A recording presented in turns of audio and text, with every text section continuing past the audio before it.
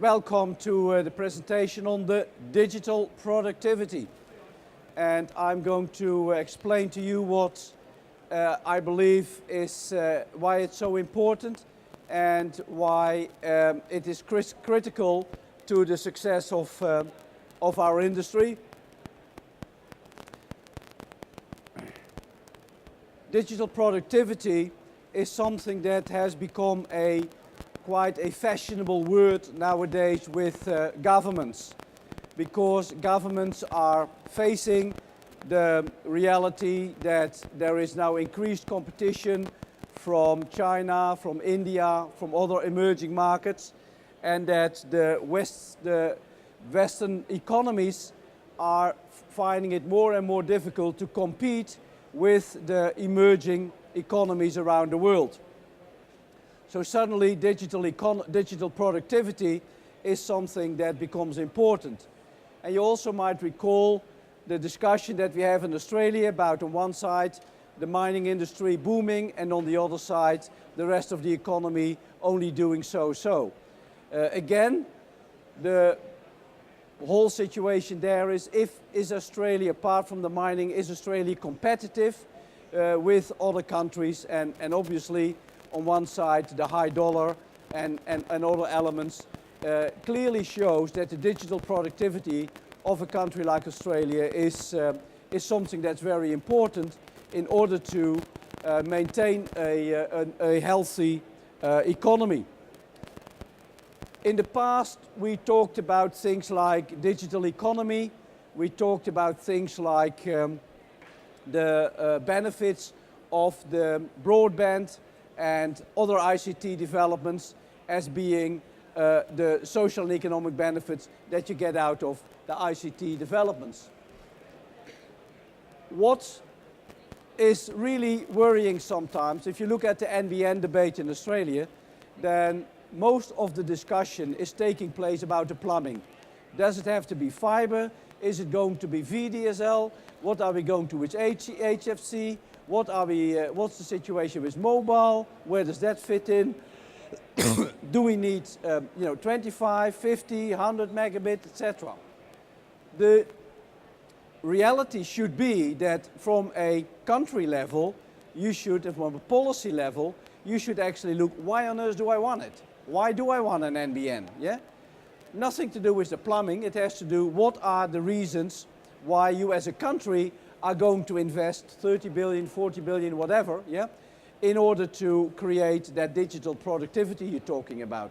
And obviously, in a situation like that, you start looking at the social and economic benefits of the digital economy: healthcare, education, smart grids, sustainability, government, e-government, and things like that. That are the benefits that you get once you actually create this digital infrastructure. Then you actually start enabling organizations, companies, sectors, industries to actually start transforming themselves and starting to become more competitive in comparison to other countries that are competing with us on many different levels. So from a government point of view, the whole focus of a infrastructure should not be on the plumbing, but it should be on what are the social and economic benefits of the plumbing. Leave the plumbing to the engineers, yeah? And if you as a government say, listen, I want to have 30% savings in healthcare, 20% in education, 30% in energy, that's what you should do. And then give it to the engineers and say, okay, develop an infrastructure that will enable the healthcare industry, this industry, that, and that, to happen in a situation like that. Now, unfortunately, particularly in Australia, that discussion is not happening. I haven't heard the coalition once using anything along e-health or e-education. It's all about, fiber to the node, fiber to the home, HFC, VDSL, vectoring, and you name it, yeah? And that, I think, is the wrong discussion. I mentioned that to Malcolm Turnbull. He agrees, but it seems to be very difficult to actually get him to actually also change and start talking about things like that. He promised me that in the next couple of months he will use it more. So listen, if it's true, and then it has in any case a little bit of impact on him. So it's all about how are we going to derive these benefits. Now, let's be honest, that has very little to do with technology itself. Yeah? If you are looking at how to transform, yeah, then you look at, for example, that the fact that Harvey Norman and David Jones are all complaining about the fact that everybody's now on the internet and the stores are empty. Yeah? Now, why is that? Because people go on the internet, find that buying your sneakers is 50% cheaper than walking into David Jones. And if you walk in David Jones, you have to be lucky to find somebody who actually helps you. Yeah? So the whole purpose of being a retail store has disappeared, and on the other side there is no cost benefit for you to go to a shop. To the contrary, it costs you more. So what these companies are doing, these online companies are doing, they are taking cost out of the economy, cost out of the business model. And that's what digital productivity is all about. Yeah? If you look at healthcare, by 2040, 40% of our GDP will be spent on healthcare. Now, if you then also start looking at that on a state level, then some states will spend 80–90% of their budget on healthcare. Now, I don't have to tell you that's totally unsustainable.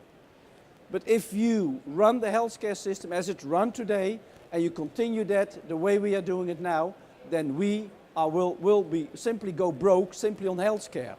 Now, the alternative is to make it so expensive that very few people can afford it, or to downgrade the service that it becomes a low-quality service. Or you start looking at digital productivity. Now, in the situation of healthcare, the way I see it is that we have to bring healthcare to the people rather than bringing people to hospitals and doctors and nursing homes and what have you. So you can actually monitor people from home. Chronically ill people quite often have to go 3–4 times a week to a doctor. Can you reduce that by half? Yeah? I mean, as soon as you put one foot in a hospital, there is already a $200 ticket. You haven't done anything, you haven't seen anybody, yeah? But just putting one foot in the door of a hospital costs $200. Now, if you actually start saying, now stay at home, yeah, and we actually can do certain things at home, then already at that first step, you save $200. But imagine that people in retirement villages, if they can stay longer at home, yeah? If you can get people quicker out of hospitals and you need less beds, yeah? All of that is adding up. Now, the healthcare system in Australia has indicated that healthcare can save $30 billion over 10 years, yeah, if you would fully implement e-health. For that money, you can build a whole NBN, simply by the savings that you make in healthcare. Yeah? So really, if you start talking about digital productivity, then that are some good examples of where digital productivity can be found. If you guys would know what your electricity use in your house is, yeah, then you would be able to save energy. None of you and none of people here have any idea what the energy use is in your house in relation to your television, your pool, your lamps, your radio, your microwave, whatever. None of you, yeah? If you would know and you would have some comparison, then you can find out that your microwave is using 3 times more than the national average or the neighborhood average or whatever, and you will start doing something about it. Yeah? If you know that information, you can actually start saving anywhere between 30 and 40% of your electricity, without mining tax, without carbon tax, without all of that stuff, the big sort of things. So by simply having that sort of information and having connection, yeah, M2M can actually connect all of your PowerPoints, all of your devices, obviously, to an information system, can feed that back, provide information, and you can make decisions based on that. So if you have that sort of if you have that in mind, then you would develop government policies that would be aimed in getting the healthcare system to be delivered in an electronic way. That should aim at being the energy companies to start looking at smart grids and providing smart devices in the house. So the way for the government to look at this as the digital productivity rather than at the plumbing. So that's the whole sort of issue, but that's a very, very, very, very difficult sell. And I've been trying it now since 2005. I have been successful with this government, but it took me 4 years.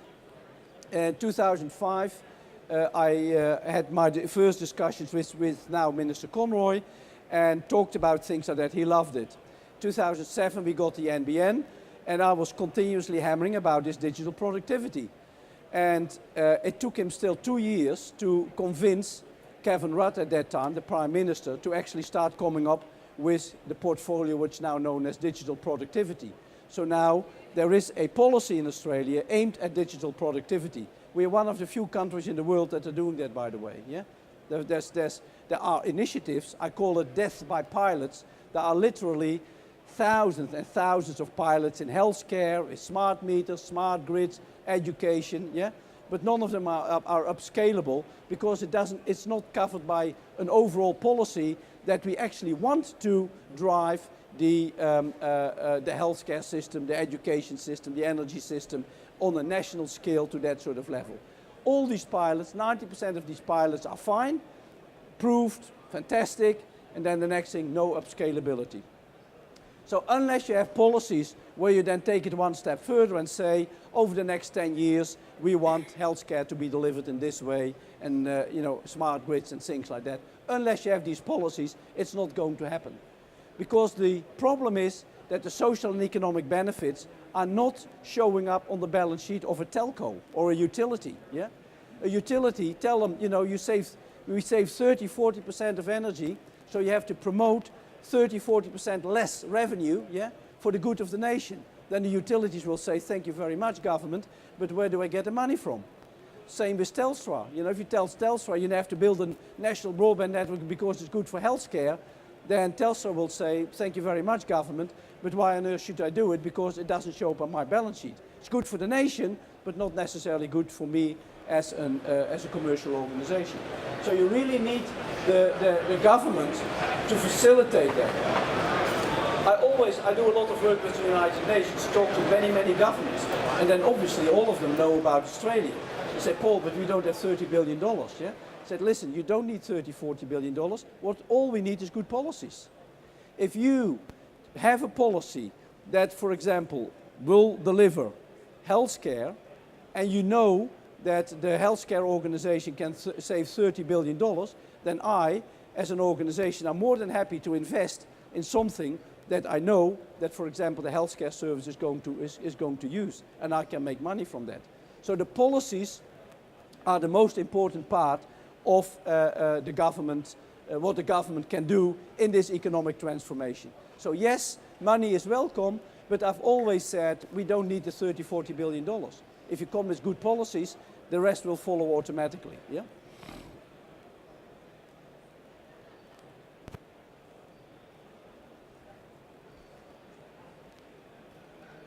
So why do we need it? Now, when I was born, and that's not really that long ago, there were $2.5 billion people, 1950. 2.5 billion people. Yeah? Now, there are 9 billion people. That's in 50, 60 years. Imagine, you know, what's that? Sorry, there are now 7 billion. We're going to 9 billion, yeah? So, if you would have had that in a particular single country, you would have had an enormous change in economy, in society, etc. But if you really look at the society and the economy now, and compare that with the society and the economy in the 50s, 60s, 70s, okay, things have progressed, but nothing has dramatically changed. It has been incremental improvements on the situation over the last 20, 30, 40 years. Yeah? This requires much more than incremental improvements. This really requires a total change. In a situation like that, we all know the environment can't cope with us anymore. We've got all sorts of problems. How are we going to solve that? Again, that's not a matter of just having some bandages added to the bandages we already put on it. It really requires a total change, a total reformation, a total transformation. I mentioned the healthcare system. The other thing is that, you know, my hobby is history. So I read quite a lot about it. And the first universities started to emerge around 1300. In Paris was one of the first, the Sorbonne was one of the first. Yeah? If you would get a professor from the Sorbonne from 1300 and take him to Sydney University, blindfold him, close his ears and eyes, he's not aware of cars and what have you, put him in front of the building in Sydney University, he would feel quite at home. And he opens the door, he sees classrooms, yeah? He had them already in 1300. People are sitting in rows, that was happening in 1300, yeah? There's a blackboard, might now be an electronic board, but you know, it's very, very familiar with the situation that he was in 1300. Isn't it about time that we start looking at how this has to be changed? The penny dropped for me in Mexico City. I went to a UN conference in March, and we talking about education, and then one of my colleagues there said, Paul, think differently. This is not a matter of how can we bring ICT to education and things like that. The whole situation is give a guy, 13, 14, 15-year-old guy in Africa, a smartphone with an application on it how to become a plumber, yeah? Or how to become a teacher, or how to become a whatever, and that person is going to teach himself. So it is really, again, bringing education to the people rather than trying to bring all the people to the classroom. We really have to start changing how we are going to train our people, how we're going to educate people and things like that. So we really have to start looking at totally different ways in order to progress our society as we've got it now. The good thing, I think, is that we are empowering people. The smartphones, the broadband, the internet, the Google, the Wikipedia, etc. Suddenly, there is an enormous amount of knowledge, enormous amount of connectivity amongst people, and we start cutting out the middleman. We talked about the digital economy. In a lot of situations, you cut out the middleman. Yeah, that's what you do. One village in Bangladesh with one smartphone can lift the economy by 20%. Why? Because it can cut out the middleman who buy the grain for 1 cent, yeah, and sells us for $1, yeah. But the village people don't have any power over that. Or he can actually phone a couple of marketplaces and say, I've got 4 fish, I caught 4 fish today, where is the best place to sell it? So you actually start looking at how you can actually take out the middleman. Now taking that one step further, if you start talking about people and connectivity, we might be able to start cut out the middlemen there, which are the politicians. And then we really have a democracy, yeah? If we really start looking at the sort of opportunities we have with social media. And I mean, imagine social media is only 5, 6 years old, yeah? It's very, very new. Give that 5 years, 10 years, 15, give it 50 years. Can you imagine what that's going to do to our democracy, to the way we govern our society, our local community, our city, our country, yeah? So we really start seeing massive changes happening.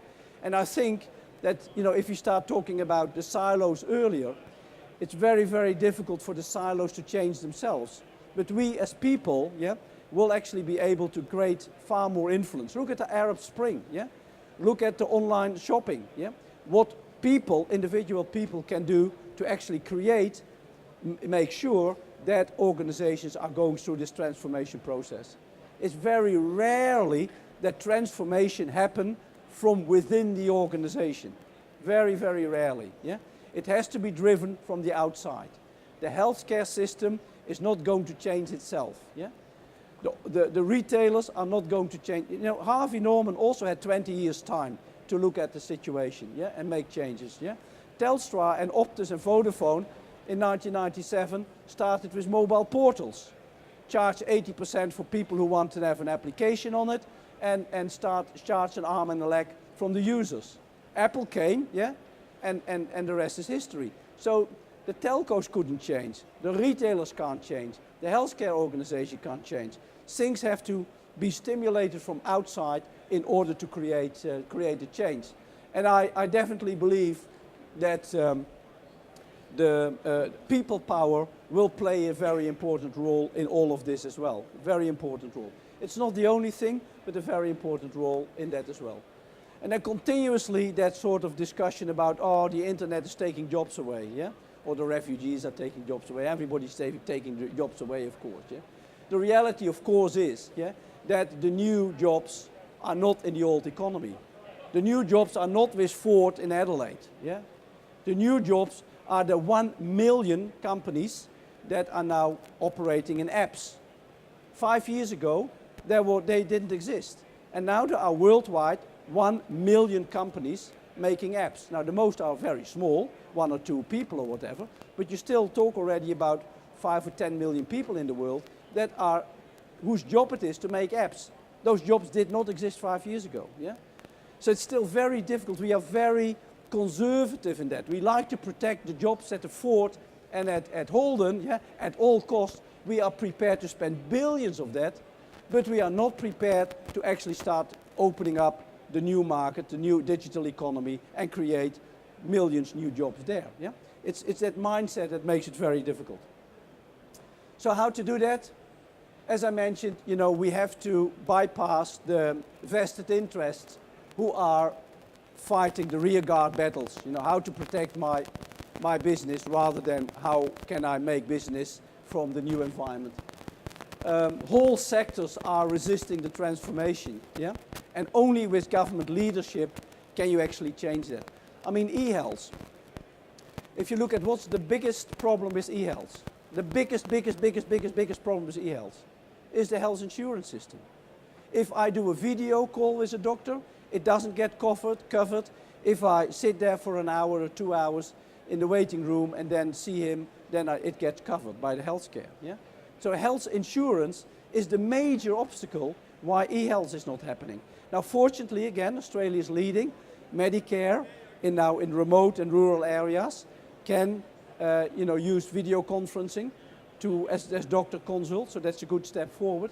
But the majority of the countries around the world, the health insurance system is just stopping e-health from happening. One stroke of the pen, yeah? One stroke of the pen with a government policy, and you change it. One stroke doesn't cost the government any money, yeah? It's just a stroke of the pen.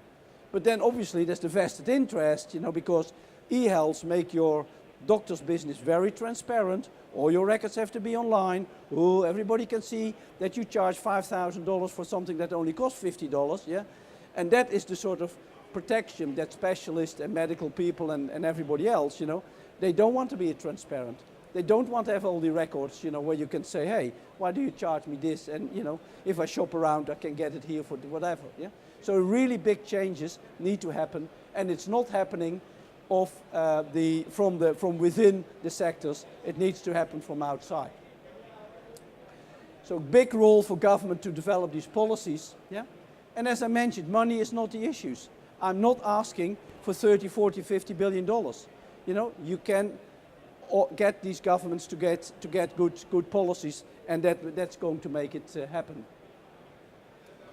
So we do need to think holistic. We do need to get rid of these silos. Yeah, we do need to look at M2M. What we need to do in order to solve some of the problems is we need data from the government, we need data for business, we need data from traffic, we need data for weather, we need health information, blah, blah, blah. Need it all together, big data, yeah? Bring it together, analyze it, get some good results out of that. That's what we need, yeah? And that only happens if you cut through the silos and these organizations are going to work together, yeah? So the whole, if you look at new innovations is not coming from yet a better plow, or yet a better device, or yet a better thing. It is bringing all these sectors together and getting people from agriculture to talk to people in medical services, to talk to energy people, and get them to work together and solve some of the problems. The problems are very complex. They're no longer in a very little specialization in a medical or in an agriculture or in a business sense. The complexity is far on a far higher level, and we need the brains of the world to actually come together across these silos and start making the changes that will deliver the digital productivity. So we do need networks that are ubiquitous, affordable, high speed, all of that. This has nothing to do with I want 25 megabytes on my network, yeah? This is to do with high capacity, low latency, affordability. That's what it's all about, yeah? So unfortunately, the discussion is taking place on the plumbing level, but it should take place on that policy level. What do you want to do with this infrastructure?